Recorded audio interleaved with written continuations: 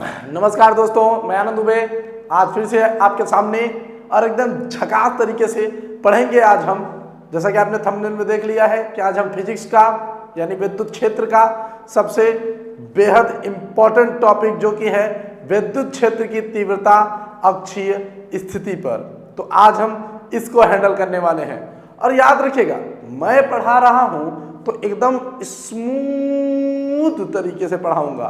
तो आज वीडियो की ज्यादा चपड़ चपड़ की बातें न करते हुए तुरंत शुरू करेंगे, बस एक अपने पुराने अंदाज से शेर में, क्या शेर में, कि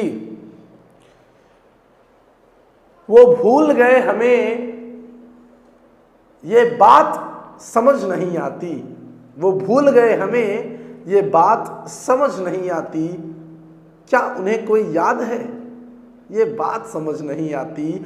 और याद रखना, चले तो गए तुम इस दिल से, पर कहीं न कहीं तुम मुझे समझ नहीं आए, ये बात समझ नहीं आती, ये बात समझ नहीं आती। तो चलिए दोस्तों, शुरू करते हैं आज का अपना टॉपिक। तो सबसे पहले हमने आपको बता दिया था पिछली वीडियो में कि विद्युत द्विध्रुव क्या होता है तथा विद्युत द्विध्रुव आघूर्ण क्या होता है। ठीक दोस्तों, तो उसी तरीके से विद्युत क्षेत्र की तीव्रता का सूत्र हमने सब कुछ बता दिया है, इसमें कोई भी दिक्कत नहीं है। दोस्तों आगे चलते हैं और हम देखते हैं, क्या देखेंगे। सबसे पहले हम एक बिंदु जो है यहाँ पे द्विध्रुव बना लेते हैं। तो हमने एक अक्षीय स्थिति को बात करी है, तो अक्षीय स्थिति ये होती है जो दोनों को टच करती हुई जाए, और कहाँ तक, पी तक। बात समझ आई। तो ये जो हमने एक सीधी रेखा खींची हुई है दोस्तों, ये क्या है, एक अक्षीय स्थिति है। और इसी पर एक बिंदु यहाँ पर है -q और यहाँ पर है एक +q। बात समझ आए, कि यहाँ पे -q और एक यहाँ पे +q। अब ध्यान से समझिए कि इसी बिंदुओं को, इन्हीं बिंदुओं को हम नाम भी दे सकते हैं। इसको नाम हम A दे सकते हैं और इसको नाम हम B दे सकते हैं। ठीक दोस्तों, अब बात को समझते चलिएगा। ये किसी विद्युत क्षेत्र में है और यहाँ पर अक्षीय स्थिति है। अक्षीय स्थिति के ऊपर -q एक जो है आवेश यहाँ पर है और एक +q इस पे है। तो हमें ज्ञात करना है -q की वजह से P पर और +q की वजह से P पर, जिससे हमें टोटल विद्युत क्षेत्र की तीव्रता पता चलेगी P के ऊपर। ठीक दोस्तों, तो याद रखिएगा जो मैंने अभी तक पुराने वीडियो में बातें कर दी थी, कि जब बिंदु यहाँ से, याद रखिएगा, जब प्लस होता है तो ये आता हुआ दिखाई देता है, मतलब अंदर अगर बाहर प्लस है तो ये आता हुआ दिखाई देता है, और माइनस होता, मतलब जो प्लस रहेगा तो जो माइनस रहेगा अंदर, मतलब माइनस रहेगा, ये यहाँ माइनस है तो ये इसकी तरफ आएगा, और जब प्लस होगा तो इस साइड में जाएगा। ठीक, इस चीज को बेहद अच्छे तरीके से याद रखिएगा। ठीक दोस्तों, तो हम अब आगे की बात करें और इधर देखते हैं। तो हम देखते हैं कि यहाँ पर -q है और यहाँ पे +q है, तो ये दूसरे से कल्पतम दूरी पर रखे हुए हैं। इस दूरी के जो मध्य की भाग होगा उसे हम O से डिनोट कर देंगे। अब इधर और इधर की दूरी को हम लोग D से डिनोट कर देंगे, यानी इधर की भी दूरी को D कह देते हैं और इधर की भी, यानी ये बराबर दूरियां हैं और दोनों को मिला करके कितना हो जाएगा दोस्तों, तो 2D हो जाएगा। अब देखिए, यहाँ से यहाँ तक की जो दूरी है, यानी इस O से लेके यहाँ तक की पूरी दूरी को हम लोग R से डिनोट कर देते हैं। किससे डिनोट कर देते हैं, R से डिनोट कर देते हैं। तो ये हमारा पूरा एक क्रम बन के आ चुका है दोस्तों। याद रखिएगा इसके अंदर कि आपको यहाँ पर जो +q है, ध्यान से देखिए, माफ करिएगा, यहाँ पे जो -q है, ये यहाँ पर, यहाँ से यहाँ तक की दूरी को हम D कह रहे हैं, और यहाँ से यहाँ तक की दूरी को भी D कह रहे हैं। ये द्विध्रुव है और द्विध्रुव अल्पतम दूरी पर है, और इसकी जो बीच की भाग है, यानी जो इसका एकदम सेंटर पॉइंट है, उसे हम क्या कह रहे हैं दोस्तों, उसे O कह रहे हैं। यदि आप ऐसे नहीं समझ रहे हैं तो ऐसे समझिए, जैसे ये दो मार्कर है, इधर जितना बड़ा है उतना ही इधर बड़ा है। तो ये जो इसका सेंटर पॉइंट है, ये जो आप इसका सेंटर पॉइंट देख रहे हैं, इसको हम O कह रहे हैं, इसको भी हम D कहेंगे, इसको भी D कहेंगे, क्योंकि ये दोनों बराबर है। बात समझ में आई। अब अगर मैं ऐसा कहूँ कि यहाँ से एक दूरी है, एक यहाँ से दूरी है जो कुछ ऐसी है, आप देख सकते हैं, थोड़ा पकड़ने में दिक्कतें हो रही हैं। तो ये यहाँ से देखिए कुछ ऐसे है, तो इतनी जो ये नीचे वाली जो आप देख रहे हैं हरे कलर की जो ये पूरी दूरी है, यानी ये पूरी दूरी, इसको हम r कह रहे हैं यहाँ पे। ठीक, बात समझ में आई? तो यहाँ पर ये पूरी दूरी कितना है दोस्तों? r है। तो हम देखते हैं सबसे पहले कि माइनस क्यू की वजह से बिंदु P पर विद्युत क्षेत्रता। तो हम क्या देखते हैं? विद्युत क्षेत्र की तीव्रता। ठीक दोस्तों, तो सबसे पहले हम यहाँ पे देखेंगे और लिखेंगे दोस्तों कि माइनस क्यू के कारण बिंदु P पर, क्या दोस्तों? बिंदु P पर विद्युत क्षेत्र की तीव्रता। एक बात ध्यान से सुन लो, अगर टॉपिक आप एकदम आसानी से और पकड़ के चलेंगे तो एकदम आसानी तरीके से समझ में आएगा। अभी हम जो कर रहे हैं, क्या कर रहे हैं? माइनस क्यू की वजह से इस पर विद्युत क्षेत्र की तीव्रता देख रहे हैं, और उसके बाद हम प्लस क्यू की वजह से इस पे देखेंगे, क्योंकि जब दोनों से देखेंगे तभी हमें पता चलेगा। ठीक, तो माइनस क्यू की वजह से तो विद्युत क्षेत्र की तीव्रता यानी E1 हम ले लेते हैं, दो विद्युत क्षेत्र की तीव्रता निकालेंगे तो हम लोग पहले को E1 कह देते हैं, तो पहले वाले को E1 कह दिया। अब विद्युत क्षेत्र की तीव्रता का जो सूत्र था क्या था? KQ/R का स्क्वायर, यही था दोस्तों। और ये K का वैल्यू कितना होता है? इस K का पूरा वैल्यू कितना होता है? 1/4πε0, या फिर इसको हम 9 गुणते 10 पे घाते 9 newton metre into coulomb square इसको भी कहते हैं। और यहाँ पे इसका जो मान होता है 8.85 गुणते 10 पे घाते -12, ये होता है। ठीक दोस्तों, तो ये सब बातें अलग हैं। ठीक, तो यहाँ पर आप ये समझ चुके हैं कि K का मान जो होता है 1/4πε0 भी होता है। अब यहाँ पर देखिए E1, ये जो R है, R जो होता है यहाँ पे दूरी होता है। क्या होता है? R जो होता है दूरी होता है, ये Q आवेश होता है। तो हम यहाँ पे E1 लिखेंगे, अब KQ लिख देते हैं, और अब R स्क्वायर यानी यहाँ से लेके यहाँ तक की दूरी कितनी होगी। तो आप देख रहे हैं कि यहाँ से यहाँ तक की दूरी तो D है, ऊपर देखिए यहाँ से यहाँ तक की दूरी तो D है, लेकिन ये पूरी दूरी R भी है, D+R है। यहाँ से यहाँ तक की दूरी D+R है, तो हम यहाँ पे R+D का होल स्क्वायर लिखेंगे। होल स्क्वायर क्यों? क्योंकि यहाँ पे होल स्क्वायर लगा हुआ है। बात समझ में तो आ ही गई होगी मेरे दोस्त, बिल्कुल आसानी से समझिए, कोई दिक्कत नहीं है, एकदम झकास, एकदम फाड़ू, एकदम बेहतरीन ढंग से पढ़िए, कोई दिक्कत नहीं है, और आपका पेपर तो 1 नंबर का होने वाला है।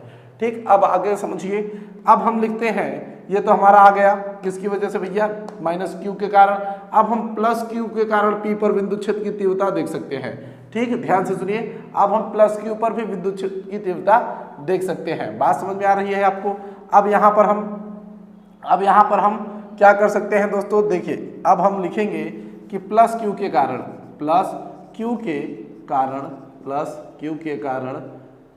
बिंदु P पर विद्युत क्षेत्र की तीव्रता। क्या दोस्तों? विद्युत क्षेत्र की तीव्रता। बात समझ में आई?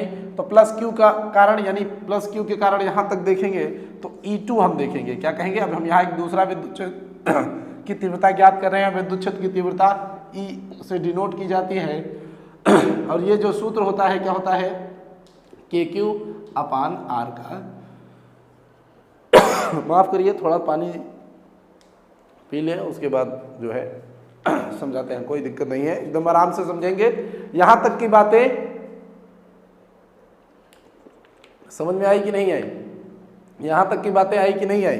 ठीक, तो यहां पर अब हम E2 यानी दूसरी विद्युत क्षेत्र की तीव्रता निकाल रहे हैं। तो यहां पर हम लिखेंगे KQ/R², क्योंकि यही विद्युत क्षेत्र की तीव्रता का सूत्र होता है। ठीक, अब हम यहां पे देख सकते हैं कि E2 बराबर KQ। अब देखिए R² है यानी दूरी का स्क्वायर, तो यहां पर थोड़ा ध्यान दीजिए बच्चे कि यहां से यहां तक की दूरी, ध्यान से देखिए, यहां से यहां तक की दूरी तो D है, लेकिन यहां से यहां तक की दूरी टोटल R है। तो आप मुझे बताइए कि अगर मैं कहूं कि ये पूरा लेंथ 10 किलोमीटर है, मैं कहूं ये पूरा लेंथ 10 किलोमीटर है और यहां तक की दूरी 2 किलोमीटर है, और मुझे यहां से यहां तक की दूरी जाननी है, यानी मैं कह रहा हूं कि यहां से यहां तक की जो दूरी है वो 2 किलोमीटर है और इस पूरे लेंथ की 10 किलोमीटर है, और मैं कह रहा हूं कि मुझे इतनी ही दूरी चाहिए, तो आप कहोगे सर 10 में से अगर हम 2 को घटा दें तो इसका लेंथ 8 किलोमीटर टोटल बच रहा है।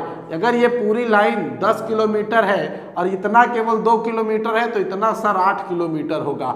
सेम उसी तरीके से मेरे बच्चे ये क्या होगा, आप कहोगे सर अगर हम इस पूरे आर में से इस डी को केवल यहाँ से देखिए इस आर में से, इस पूरे आर में से, यानी ये पूरा हमारा आर है और इस आर में हमें केवल इतना चाहिए, केवल हमें इतनी दूरी चाहिए दोस्तों, इतनी दूरी की हमें आवश्यकता नहीं है। तो हम अगर आर में से इस डी को घटा देंगे तो हमारी दूरी तैयार हो जाएगी। तो हम यहाँ पे आर माइनस डी का होल स्क्वायर कर देते हैं। इस तरीके से हमारे पास बिंदु क्षेत्र की दूसरी वाली तीव्रता सम्मुख आ गई है दोस्त। अब बात को समझिए, अब मैं बात को समझाऊं आपको, तो आप एक चीज तो आसानी से देख पा रहे हैं, यहाँ पे बड़ा कौन है दोस्तों, यहाँ पे बड़ा कौन है, तो हमें साफ साफ दिखाई दे रहा है कि यहाँ पर जो ये E1 है, ये E1 है, ये प्लस डी के साथ आ रहा है। अब मुझे बताइए अगर कहीं पर 3/1 + 2 होगा वो बड़ा होगा कि 4/4, देखिए यहाँ पे 4 और ये 2 माइनस आपको मैं कह दूं 1, तो कौन बड़ा होगा? थोड़ा देखिए यहाँ पर 3/3 आ गया तो ये कट के 1 आ रहा है, और यहाँ पर 4/1 तो बड़ा कौन हुआ? जिसमें माइनस लगेगा दोस्तों वही बड़ा होता है। तो इस तरीके से हमें समझ में आया कि यहाँ पर E2 जो है वो बड़ा है किसे? E1 से। तो यहाँ पर E2 जो है बड़ा होगा E1 से। तो इस हिसाब से दोस्तों हम क्या करेंगे, E बराबर E2 माइनस E1 कर लेंगे। क्या कर लेंगे? E2 बराबर E1 कर लेंगे। अब देखते हैं क्या करेंगे। अब हम इसको घटाने का जो है तरीका अपनाएंगे। यदि आपने अभी तक इतना नहीं लगाया है दोस्तों, तो कम से कम आपको इतना तो लगा लेना है और स्क्रीनशॉट ले लीजिए, ठीक। और आगे हम आपको पूरा बताते हैं, ठीक। तो अब यहाँ पर हम थोड़ा इसे इरेज कर रहे हैं। अब ध्यान से देखिएगा, थोड़ा इरेजिंग जरूरी है दोस्तों। अब देखिए दोस्तों कि अब मैं क्या करूँगा, अब मैं E1 बराबर जब निकाल रहा हूँ तो अब मैं E निकालने के लिए उन दोनों को घटाऊंगा जो हमने पहले के लाए हैं। तो एक क्या था, KQ, क्या था दोस्तों? KQ R माइनस डी का होल स्क्वायर, और क्या था? माइनस। अब हम घटाएंगे ना दोस्तों, अब हम घटा रहे हैं तो अब क्या होगा? KQ R प्लस डी का होल स्क्वायर, ये होगा मेरे दोस्त। तो अब हम यहाँ पे क्या करेंगे, दोनों में KQ कॉमन है तो हम E बराबर जो है KQ को कॉमन निकाल लेंगे, और अंदर क्या बचेगा? 1/R माइनस डी का होल स्क्वायर, अब माइनस क्या बचेगा? 1 माइनस R प्लस डी का होल स्क्वायर, ठीक दोस्तों। अब ध्यान से समझिए, अब हम इसका तिरछा गुणा कर लेते हैं, इसका यहाँ पर, इसका यहाँ पर, और इन दोनों का ऐसे। तो हम करते हैं तो E बराबर आता है KQ, और यहाँ पे जब चला जाएगा तो बटा के ऊपर तो R प्लस डी का होल स्क्वायर, यहाँ पे और माइनस, यहाँ पे R माइनस डी का होल स्क्वायर, और नीचे बटा में क्या हो जाएगा? R माइनस डी का होल स्क्वायर, माफ़ करिएगा, यहाँ पे R माइनस डी का होल स्क्वायर, और यहाँ पे क्या हो जाएगा? गुणते R प्लस डी का होल स्क्वायर। जब हम इसको सॉल्व करेंगे तो यहाँ पर आ जाएगा KQ, और यहाँ पर देखिए ये A प्लस बी का होल स्क्वायर का फार्मूला खोल सकते हैं, कोई दिक्कत नहीं है, ठीक। यहाँ पे हम इसका फार्मूला खोल लेते हैं। तो यहाँ पे जब हम इसके फार्मूलों को खोलेंगे तो यहाँ पे आएगा R स्क्वायर प्लस डी का स्क्वायर यानी A का स्क्वायर प्लस B का स्क्वायर प्लस 2AB यानी RD, और यहाँ पे माइनस, अब ब्रैकेट में, ये ब्रैकेट में ही है क्योंकि इनको ब्रैकेट में रखिए, कुछ कारण है इसलिए ब्रैकेट में जा रहा है। तो R square minus plus A का स्क्वायर प्लस B का स्क्वायर, तो B क्या है? D है, तो यहाँ पे हम D का स्क्वायर लिखेंगे, माइनस 2AB यानी 2RD, ठीक दोस्तों, ये इसके अंदर है। और जब हम इनको सॉल्व करेंगे तो हमारे पास R पे घाते 4 माइनस D पे घाते 4 आएगा, ये सूत्र है, इनको भी खोल लेने पर ये आ जाएंगे। अब यहाँ पर हम देखते हैं दोस्तों कि हमारे पास E बराबर KQ बचा हुआ है, अभी क्या? KQ बचा हुआ है। और अब हम यहाँ पर देखते हैं, ध्यान से देखिएगा, R अभी हम इसको यहाँ पे रख देते हैं, ठीक, क्योंकि कॉमन है, कोई दिक्कत नहीं है। तो ये देखिए R स्क्वायर, और यहाँ पे प्लस D, यहाँ पर D का स्क्वायर कर देते हैं, प्लस 2RD कर दिए। अब यहाँ पे माइनस, अब माइनस की वजह से इसका पूरा चिन्ह चेंज हो जाएगा, तो यहाँ पे R स्क्वायर होगा, यहाँ पे माइनस D का स्क्वायर हो जाएगा, यहाँ पे प्लस 2RD हो जाएगा। और नीचे पूरा क्या हो जाएगा दोस्तों, पूरे नीचे पे r पे घाते 4 माइनस d पे घाते 4, ऐसा जो है आपके सम्मुख आ रहा होगा। ठीक दोस्तों, तो चलिए अब यहाँ पे हम एक लाइन और थोड़ा सा जो है सॉल्व कर लेते हैं। अगर सॉल्व करने की क्या कहें, अब तो सीधा ही है, r से r का कैंसिल होना तय है, d से d का कैंसिल होना तय है। अब ऊपर क्या बच रहा है, ये प्लस बच रहा है, ये प्लस बच रहा है, यानी यहाँ पे क्या बच रहा है 4rd, और नीचे क्या बच रहा है r पे घाते 4 और यहाँ पर d पे घाते 4। अच्छा ये KQ भी है, ये KQ को मत भूलिए, इसको साथ में लेके चलिए। तो यहाँ पे E बराबर क्या आ चुका है KQ अपान 4rd। अब मुझे बताइएगा, मैं थोड़ा यहाँ ऊपर से लिख रहा हूँ, मैं यहाँ थोड़ा ऊपर से लिख रहा हूँ दोस्तों। यहाँ से देखिए KQ, यहाँ पर KQ है 4rd है, आप समझ रहे हैं। क्या मैं इस 4 को, मुझे बताइएगा, क्या मैं इस 4 को 2 गुणते 2 यानी 2 मल्टीप्लाई 2 लिख सकता हूँ कि नहीं लिख सकता हूँ, बिल्कुल लिख सकता हूँ भैया। तो यहाँ पर हम लिख देते हैं KQ 2 इंटू 2rd अपान r पे घाते 4 और माइनस, यहाँ पे माइनस लगा हुआ है, d पे घाते 4। ठीक, अब यहाँ पर देखिए E बराबर, अब मैंने आपको जो रूल बताया था याद करिए, ये क्या बताया था 2qd, ये क्या बताया था आपको, ठीक, विद्युत आघूर्ण के लिए कि 2qd, P बराबर 2qd। तो यहाँ पर भी वही लगाना है। तो देखिए यहाँ पे 2 भी है, Q भी है और D भी है। तो अब हम लिख देते हैं, क्या लिख देंगे, यहाँ पे हो जाएगा K, देखिए K और ये देखिए K2 और यहाँ पर ये D को मिला के, इन तीनों को मिला करके क्या क्या हो गया दोस्तों, P हो गया। तो क्या हो गया P। अभी ये 2 बाकी है, तो हम यहाँ पे 2P और ये बचा R, तो R को हम लिख दिए। अब नीचे क्या है, R पे घाते 4 माइनस D पे घाते 4। अब अगर हम बात करें कि R के मुकाबले आप देखिए थोड़ा सा, ये पूरा लेंथ R है, ये यहाँ से यहाँ तक पूरा लेंथ क्या था दोस्तों, R था, यहाँ से यहाँ तक का पूरा लेंथ क्या था, R था। इसके सामने D बहुत छोटा है।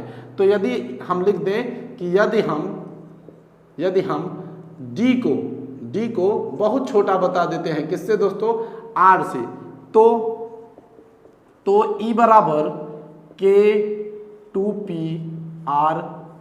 R पे घाते 4, यानी D को हमने हटा दिया, क्योंकि हमने बता दिया कि भैया ये जो D है वो बहुत छोटा है, R से नगण्य के समान है, बिल्कुल 0 है इसके आगे। अब क्या होगा, एक R से इसके एक घात को कैंसिल होना तय है, तो आ गया E बराबर 2P और नीचे R पे Q। ये आपका विद्युत क्षेत्र की तीव्रता जो है का सूत्र हमने डेरिवेशन कर लिया है, एकदम आसानी से, एकदम मस्त तरीके से, कोई दिक्कत नहीं है दोस्तों। यदि आप ऐसा पढ़ेंगे तो आप बेहतर करेंगे। अगली वीडियो में निरक्षीय स्थिति पर विद्युत क्षेत्र की तीव्रता को हम लोग ज्ञात करेंगे। मैं आनंद में मिलूंगा जरूर, वीडियो को लाइक करना मत भूलना। चलते हैं, जय हिंद जय भारत।